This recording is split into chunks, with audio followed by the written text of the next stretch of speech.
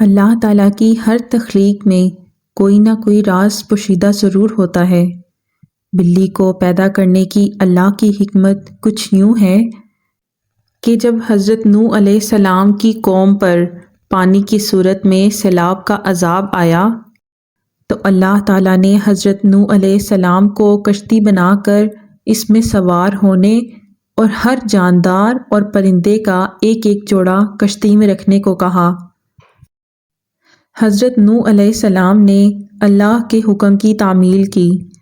کشتی پانی میں تھی اور اسی دوران کشتی میں چوہے پیدا ہو گئے۔ انہوں نے کشتی میں تمام اناج اور غلہ خراب کرنا شروع کر دیا اور اس کے ساتھ ساتھ کشتی کو بھی کاٹنا شروع کر دیا، جس کی وجہ سے کشتی میں پانی داخل ہونے کا خدشہ تھا۔ تب حضرت نوح علیہ السلام نے اللہ تعالیٰ سے دعا کی کہ اے میرے پروردگار، مجھے ان چوہوں سے نجات دلا دے۔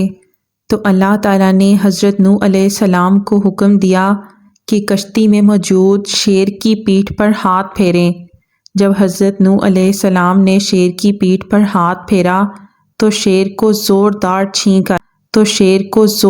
چھینک آئی اور اسی کے نتنوں سے 2 بلیاں، ایک مادہ اور ایک نر پیدا ہوا، جنہوں نے کشتی سے تمام چوہوں کا صفایا کر دیا۔ آپ کو یہ بھی بتاتے چلیں کہ بلی ایک پاکیزہ جانور ہے۔